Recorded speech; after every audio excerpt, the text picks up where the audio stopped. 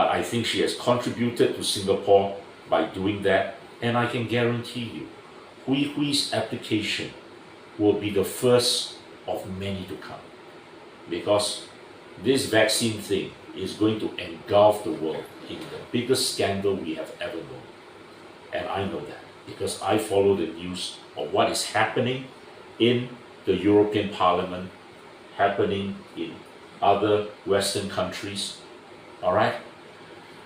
And now, although I have no proof, and I want to make that clear, but I will still refer to what happened in Thailand yesterday to that Thai princess, fully vaccinated. Why would a 44-year-old collapse all of a sudden? And many other athletes who have done that as well. All right? So, Hui Hui's application is a harbinger of things to come, and I appeal to you again.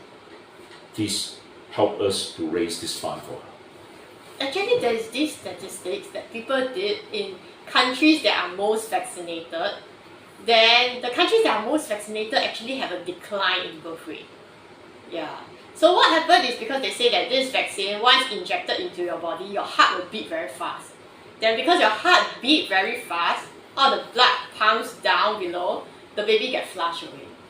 So there are a lot of cases of this kind of things being reported in Singapore. But of course, in Singapore, you know, we have a high cost of living and a very high standard of stress. Most mothers also don't need vaccine to get miscarriage. In fact, in Singapore, the miscarriage rate is also very high because of the age issue, whereby most mothers are about 30 years old and above. That is one thing. Then there's another thing is that in Singapore, because of the high cost of living, even without vaccine, without natural miscarriages, mothers choose to abort their children as well. So in a country whereby it has such a low birth rate, people claim that they are 40, 50 years old, they still don't have a single child because they focus on their career first. Then why is the government not protecting all these children, all these teenage pregnancy? Because there's a gap. It's like there are a lot of teenage pregnancy, young parents, shotgun, that kind of thing. Then it goes all the way down to the prime age whereby a woman can give birth about 35. So at this age, the number of pregnancy and birth goes down. Then it goes up again at 30 years old. So this is how the age of mothers in Singapore. And there's this trend. So why don't we protect the mothers who are around their early 20s and let them have their children, then give birth to the next generation? Because if these mothers go for abortion as well, then there is also another issue is that they will suffer from secondary infertility. Then that also explains why Singapore have a low birth rate. Because once they abort the children, they cannot have their next child as well. Now, Han Hui Hui, you are one of the 6 joint litigants in the judicial review, right? Do you know if the AGC is chasing the other 5 to pay the 22,000 or so? No. Because this is political persecution. So when something is political persecution, they have just one target. And everybody knows it. So when will this political persecution stop? Because in 2013, it was AGC getting involved because the statutory board tried to use taxpayers' money to sue me for defamation. In 2014, I was being charged all the way to 2016. The trial lasted for about 2 years.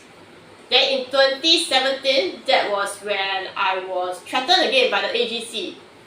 And every time the AGC sent letter, I'm not the person who signed the letter. That's also another issue. Yeah, and this time round, the person who has been signing the letter got so fed up. The person did something, which I'm not going to say, and then it ended up that the AGC declared that they cannot find me in the whole of Singapore when I'm sitting in Yishun in the Law Minister ward every single day. Because I have a baby, I can't possibly just leave the house.